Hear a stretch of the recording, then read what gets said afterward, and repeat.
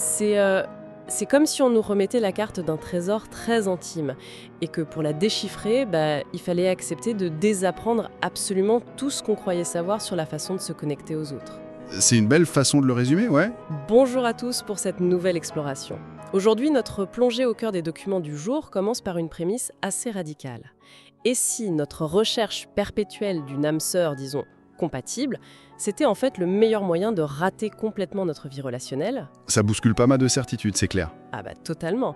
Et si chercher des points communs avec quelqu'un, c'était la garantie de jamais vraiment le rencontrer. C'est un point de départ qui est fascinant. Et il faut dire que la source qu'on analyse aujourd'hui est assez inhabituelle pour ce genre de réflexion métaphysique. C'est pas un essai publié à des milliers d'exemplaires. On est d'accord? Non, pas du tout. C'est une correspondance privée, en fait. Une longue lettre qui a été écrite en novembre 2022 par un certain Alain Burdignin, et elle est adressée à une jeune femme qui s'appelle Noah. Et ça commence très simplement, non? Ouais, ça commence comme un échange classique sur des questionnements un peu existentiels, mais ça se déploie à une vitesse folle en un véritable traité sur la condition humaine. Ce texte y navigue en permanence entre la philosophie pure, l'éthique relationnelle et un mysticisme chrétien totalement assumé. Il convoque quand même du lourd, genre Emmanuel Lévinas ou Søren Kierkegaard. Exactement, c'est extrêmement dense. Et d'ailleurs, je tiens à préciser d'emblée pour ceux qui nous écoutent, l'objectif de notre analyse d'aujourd'hui, c'est pas du tout d'adopter cette vision comme un dogme. Absolument pas. L'idée, c'est vraiment d'utiliser ce cadre conceptuel très particulier comme une sorte de lentille. Une technologie intellectuelle pour examiner une notion qu'on prend souvent pour acquise, l'altérité, la façon dont on interagit avec l'autre en fait. Et tout commence par une simple règle typographique qu'on trouve dès les premières lignes de la lettre. Le mot « réalité » est écrit avec un petit R minuscule, alors que le mot « réel » prend un grand R majuscule. Et cette distinction, elle n'a rien d'un détail de mise en page. Elle porte littéralement toute la thèse de la lettre. D'accord. L'argument central, c'est qu'il y a autant de réalité, avec un petit R, qu'il y a d'êtres humains sur Terre. La réalité, c'est décrit comme une construction purement subjective. Donc chacun a la sienne, quoi. Voilà. C'est la somme de nos biais cognitifs, de notre éducation, de nos traumatismes, de nos goûts personnels. C'est notre filtre. Et donc, ces réalités sont multiples, elles sont fragmentées, et d'une certaine manière, elles sont imaginaires, puisqu'elles n'existent que dans notre propre tête. Ouais, alors que le réel, avec le grand R? Le réel avec un grand R, lui, il est unique, il est indivisible. Mais la grande ironie, c'est que personne ne sait véritablement ce qu'il est. C'est fou, ça. C'est totalement inaccessible à notre rationalité. Et dans le cadre de cette lettre, d'ailleurs, ce fameux réel inatteignable, il est présenté explicitement comme l'autre nom de Dieu. Concrètement, pour ceux qui nous écoutent puissent visualiser, c'est comme si chaque être humain venait au monde avec un casque de réalité virtuelle vissé sur la tête. C'est une excellente métaphore, ouais. Ce casque, il diffuse notre propre réalité. L'algorithme qui fait tourner ça, c'est notre cerveau qui interprète tout ce qui l'entoure pour que ça fasse sens pour nous individuellement. Et le défi énorme qui est posé à Noah dans cette lettre, c'est d'arriver à concevoir qu'il existe un monde, le réel, qui continue de tourner indépendamment de nos petits écrans perso. C'est tout à fait ça. Et pour bien illustrer cette impossibilité de capturer le réel avec notre intellect, la lettre s'appuie sur une réflexion super connue de saint Augustin. Ah oui, sur la notion du temps, c'est ça? Exactement. Augustin écrit, je cite de mémoire, mais en gros c'est « Qu'est-ce donc que le temps ? Si personne me demande de le définir, je sais de quoi il s'agit, mais aussitôt que j'entreprends de l'expliquer, il se trouve que je n'y comprends plus rien. » C'est brillant, parce que c'est tellement instinctif. Ouais, c'est une observation implacable sur les limites du langage et de la cognition humaine.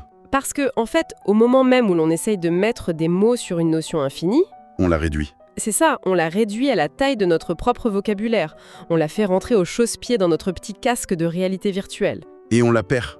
La lettre applique ce mystère ineffable à plein d'autres dimensions de notre existence. Par exemple, on sait intuitivement ce qu'est la distance. Mais dès qu'on essaye de définir l'espace avec un grand E, l'intellect y bloque. Pareil pour l'identité, non? Ouais, on sait ce qu'est un individu biologique, on peut le décrire médicalement. Mais la notion profonde de personne, avec un grand P, nous échappe complètement. Le réel, c'est ça. C'est ce qui glisse toujours entre les doigts de la rationalité. Ce qui nous amène à un problème très très concret pour le coup. Si on vit tous isolés dans nos réalités virtuelles subjectives, comment est-ce qu'on est censé interagir les uns avec les autres? C'est le cœur du problème. Je veux dire, comment une amitié profonde ou un couple peut seulement exister dans ces conditions. Et c'est là que le texte s'attaque frontalement à notre vision moderne des relations. L'auteur explique que notre réflexe naturel à nous tous, c'est d'essayer de compatibiliser nos réalités. Ce qui veut dire? On cherche à faire correspondre notre programmation avec celle de l'autre, trouver des passions communes, des valeurs similaires. Et c'est là que le propos du document devient extrêmement radical, parce que cette quête de compatibilité, qui nous semble pourtant évidente et super saine, elle est décrite ici comme une impasse totale. Une impasse. Oui, chercher la compatibilité, c'est chercher un miroir en fait.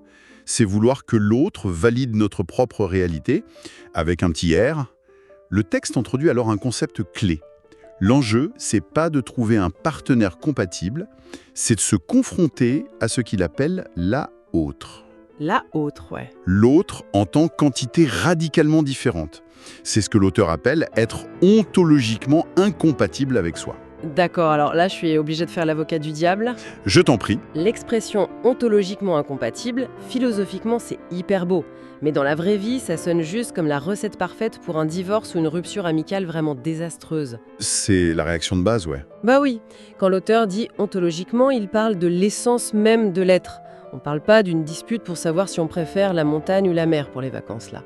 On parle de réaliser que la façon dont l'autre existe, respire et perçoit le monde, elle est fondamentalement extraterrestre par rapport à la nôtre. C'est le mot extraterrestre. Alors pourquoi est-ce que cette friction radicale, ce choc, est présenté comme l'idéal absolu dans ce texte? Instinctivement, quand on écoute ça, on a juste envie de fuir une situation pareille. Et c'est une réaction d'autopréservation super saine. Mais c'est tout l'enjeu de cette philosophie. Si on fuit cette incompatibilité, on choisit le confort, c'est sûr. Mais du coup, on renonce au réel. D'accord. Pour faire comprendre à Noah pourquoi ce choc est absolument nécessaire, le document s'appuie sur la pensée du philosophe Emmanuel Levinas. Ah, Levinas. Sur le visage, c'est ça. Exactement, son concept du visage. Levinas propose une vision qui foudroie littéralement notre besoin de confort. Il explique que le visage de l'autre, c'est pas un objet esthétique. C'est pas la couleur de ses yeux. Non, c'est pas quelque chose qu'on peut prendre en photo, classer et ranger gentiment dans notre petite réalité virtuelle. La véritable rencontre du visage, pour Levinas, c'est se retrouver face à la vulnérabilité absolue de l'autre. C'est ce qu'il appelle sa misère et son aspect sans défense. L'autre n'est pas là pour nous plaire, il est là pour faire irruption. Donc si je comprends bien, c'est pas une question d'esthétique ou de points communs. C'est vraiment une question de responsabilité éthique. Exactement. C'est, par exemple, le moment où, disons, dans un couple qui est ensemble depuis 10 ans, l'un des partenaires réagit à une crise de la quarantaine d'une manière que l'autre trouve complètement absurde ou incompréhensible. Pendant une fraction de seconde, le partenaire devient un parfait étranger. Un autre, oui. Voilà. Et au lieu de se dire « Oh on n'est plus du tout compatible, c'est fini », cette philosophie nous dit plutôt « Félicitations, vous venez enfin d'enlever votre casque vert, vous rencontrez véritablement l'autre pour la première fois. » C'est un exemple parfait. Ce moment de bascule, ce vertige face à l'étrangeté absolue de la personne qu'on croyait pourtant connaître par cœur, c'est l'irruption du réel. À ce moment-là, l'autre cesse d'être un figurant bien pratique dans notre propre scénario de vie. Ouais. Il devient une altérité irréductible. Et donc, dans cette logique, l'incompatibilité, c'est pas un échec de la relation. C'est même la condition indispensable pour qu'une véritable relation éthique puisse commencer. C'est puissant. Et selon la grille de lecture spirituelle de l'auteur, c'est précisément là que réside le divin, dans le mystère insaisissable de cet autre qui nous échappe totalement. Eh bien, si on accepte cette idée que la vérité de notre existence ne se révèle que dans la friction avec quelqu'un de radicalement différent, ça détruit complètement une des industries les plus lucratives de notre époque. Ah, ça oui. Et le texte s'en prive d'ailleurs pas. Il attaque frontalement tout le monde du développement personnel. Oui, l'attaque est, disons, assez sévère. L'auteur qualifie le développement personnel, avec pas mal d'ironie, de fameux ou plutôt fumeux d'épée. Fumeux, carrément. C'est décrit comme une simple illusion socio-culturelle, une mode passagère qui, selon lui, finira par s'évaporer parce qu'elle repose sur du vide. Je trouve ça quand même très dur. Il y a des millions de personnes qui utilisent des outils de développement personnel pour apprendre à mieux communiquer, pour gérer leur anxiété, structurer leur journée.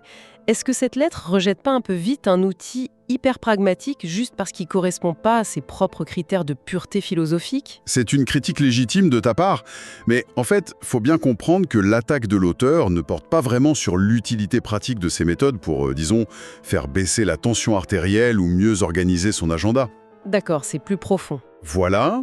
Elle porte sur la promesse existentielle que fait cette industrie. La prémisse du développement personnel, en général, c'est qu'on peut se trouver soi-même, s'auto-analyser et se réparer en regardant uniquement à l'intérieur de soi. En méditant seul, par exemple. Ouais. En lisant des livres d'empowerment, en faisant des retraites silencieuses, en optimisant sa propre petite routine matinale. Or, le principe fondamental énoncé dans la lettre, c'est qu'il est absolument ontologiquement impossible de se révéler à soi-même par soi-même. Parce qu'on reste enfermé avec notre propre algorithme de réalité virtuelle. On tourne en rond. Exactement. Vu sous cet angle, le développement personnel, c'est juste une tentative de perfectionner la décoration à l'intérieur de notre casque VR sans jamais l'enlever. L'auteur insiste lourdement là-dessus. La révélation intime ne peut émerger que par la percussion avec l'intime de l'autre. C'est pas un truc qu'on peut planifier sur un tableau de bord Notion, quoi. Non, voilà, ça demande un choc extérieur. L'analogie qui me vient en tête pour illustrer cette impossibilité de s'auto-révéler, c'est tout simplement l'action de se chatouiller soi-même. Ah, très bon. On peut essayer autant qu'on veut, ça fonctionne pas. Pourquoi ? Parce que notre cerveau, il connaît déjà le geste.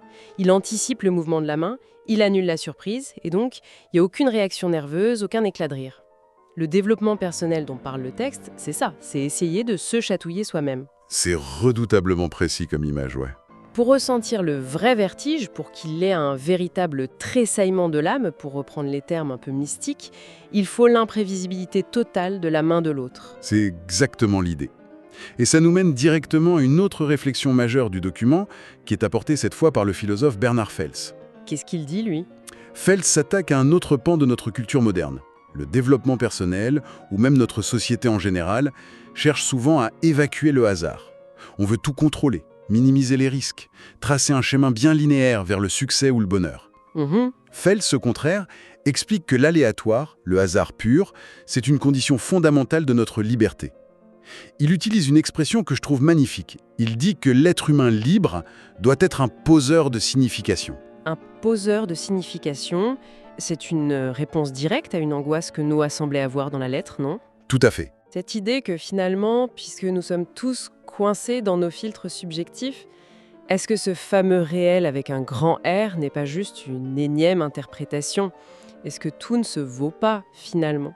Et ça, c'est la grande angoisse relativiste de notre époque. Si tout est subjectif, alors rien n'a de valeur réelle. Mais l'auteur, via Fels, lui répond que oui, nous sommes condamnés à interpréter le monde. On ne peut pas faire autrement. D'accord. Mais le but, c'est pas d'atteindre une objectivité froide et désincarnée.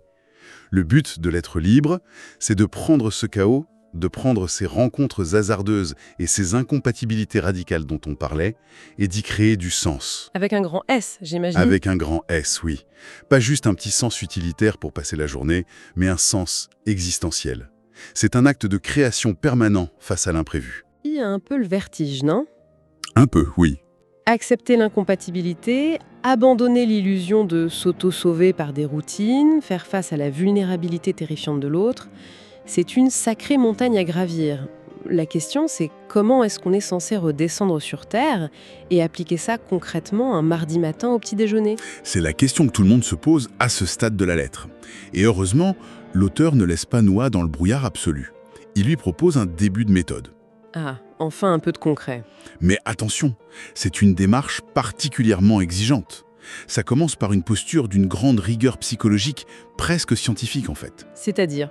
L'auteur conseille de s'observer soi-même avec, je le cite, « courage, acuité et persévérance ». L'idée, c'est de traquer impitoyablement nos propres interprétations, d'identifier à quel moment précis on est en train de réduire l'autre à notre propre réalité, que ce soit par des jugements négatifs ou même positifs d'ailleurs. Ouais, s'auto-analyser dans l'action. Mais ça s'arrête pas à une simple introspection, si je me souviens bien. Non, la vraie difficulté est dans l'étape suivante. Ça demande un courage social énorme. Il faut partager ses observations avec l'autre, de manière totalement transparente. Aïe. Et le faire sans formuler le moindre jugement de valeur, ni sur soi, ni sur lui.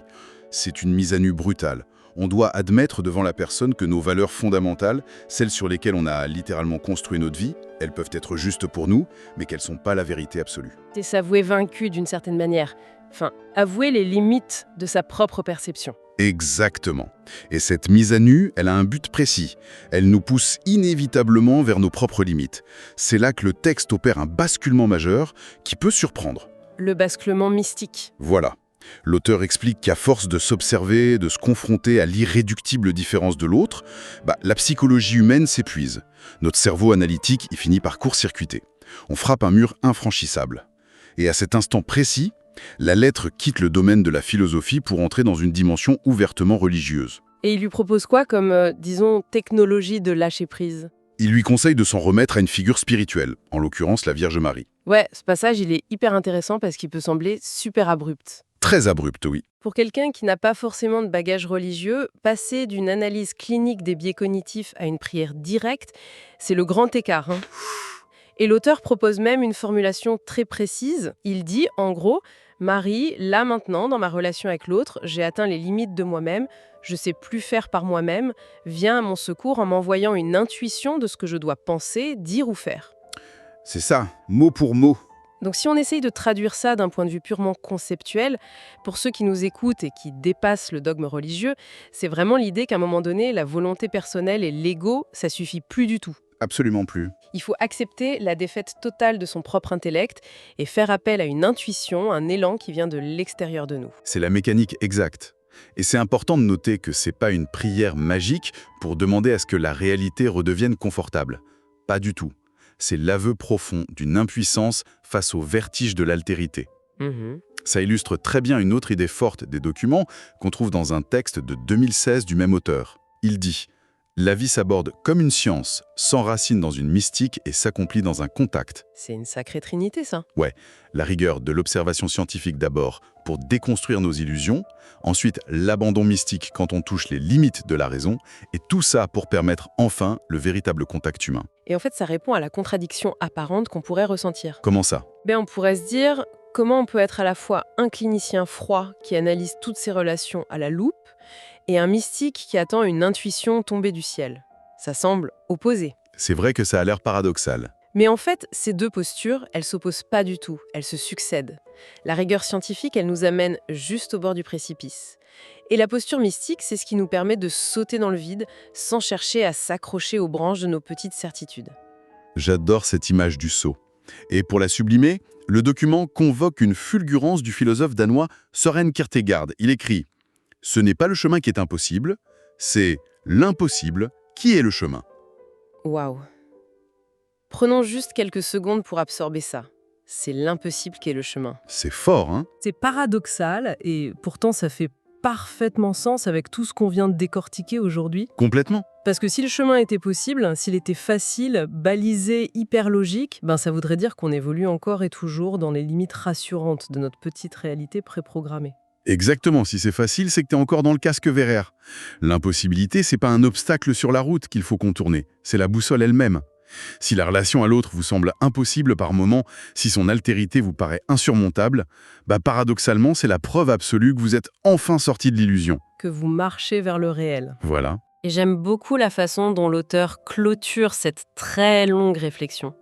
Parce qu'après avoir tutoyé des sommets philosophiques et théologiques vertigineux, il redescend brusquement sur Terre avec un conseil d'un pragmatisme absolu pour Noah. C'est la chute de la lettre, ouais. Il lui dit pas d'aller méditer seul au fond d'une grotte pendant 10 ans pour intégrer tout ça, non, il lui dit d'aller rencontrer physiquement une certaine Marion. Et ce retour au concret, il est essentiel pour comprendre la démarche. L'auteur sait très bien que la théorie, même la plus brillante sur Lévinas ou Kierkegaard, ça remplacera jamais l'incarnation. Il explique à Noah que cette Marion a traversé des étapes spirituelles similaires, de manière plus récente, plus fraîche pour ainsi dire. Ouais, et il insiste vachement sur la méthode de cette rencontre. Grave, il lui écrit « Ne va pas vers elle par l'écrit, va vers elle concrètement, pour une rencontre en vérité les yeux dans les yeux. » Et là, la boucle est bouclée. On en revient au visage de Lévinas. Exactement. On ne peut pas affronter le réel à travers un écran, une lettre ou un concept intellectuel. Il faut la présence charnelle, vulnérable et surtout risquée de l'autre. Au terme de cette analyse, qu'est-ce qu'on peut emporter avec nous? On a décortiqué un voyage intellectuel quand même extrêmement dense. Je crois que l'idée centrale, c'est qu'il faut accepter de briser le miroir, accepter que les autres, ils sont pas mis sur notre route pour valider nos opinions, pour conforter nos choix de vie, ou pour agir comme des espèces d'extensions de nous-mêmes. Non, ils sont là pour nous percuter en fait. Pour nous percuter. pour nous révéler à travers l'inconfort de leur altérité radicale. Et pour ceux qui nous écoutent, l'application de cette philosophie, aussi exigeante soit-elle, ça peut changer radicalement le quotidien. Ah oui, Bah ouais. La prochaine fois qu'une incompréhension totale ou un désaccord super profond surgit avec un proche, la réaction réflexe, ça sera de ressentir de la colère, de la déception, ou de se dire qu'il y a un défaut de compatibilité. classique. Mais si on change de lentille grâce à ce texte, on peut percevoir cet instant précis de friction non pas comme une anomalie à réparer d'urgence, mais comme une opportunité inespérée. C'est le vernis de nos réalités virtuelles qui est en train de craquer. Voilà, ça craque pour laisser filtrer un peu de ce fameux réel inatteignable. Ça demande une sacrée dose de courage émotionnel, ça c'est sûr, mais la promesse en vaut peut-être la peine. Et d'ailleurs, en pensant à cette métaphore du casque de réalité virtuelle qu'on a filé tout le long, une pensée finale me vient à l'esprit. Une piste de réflexion qui prolonge tout ce que ces documents nous ont enseigné aujourd'hui. Je t'écoute. On passe notre temps, à travers la technologie, à essayer de coder notre environnement pour éliminer absolument toute friction. Les algorithmes, aujourd'hui, c'est les maîtres incontestés de la compatibilité. Ils nous montrent ce qu'on aime, ils pensent comme nous, ils flattent notre petite réalité. C'est leur modèle économique, ouais. Exactement. Et demain, avec l'intelligence artificielle qui s'emballe, on aura des entités capables d'imiter une compatibilité parfaite avec notre propre esprit. Une IA, elle pourra anticiper nos désirs, épouser nos valeurs, nous comprendre instantanément, sans jamais, au grand jamais, nous contredire. Le rêve du développement personnel poussé à l'extrême. Le miroir parfait. Mais cette IA, elle possédera jamais ce visage mortel, vulnérable et radicalement étranger dont parlait Lévinas. Elle n'aura pas de misère éthique. C'est vrai. Alors si se révéler à soi-même exige impérativement le choc de l'incompatible, en cherchant à créer des compagnons artificiels parfaits, est-ce qu'on n'est pas tout simplement en train de nous enfermer définitivement dans nos propres reflets, jetant à tout jamais la carte du trésor qui mène au réel ? C'est une excellente question pour conclure, qui laisse à réfléchir. Merci de nous avoir accompagnés dans cette plongée vertigineuse et à très bientôt pour une nouvelle exploration.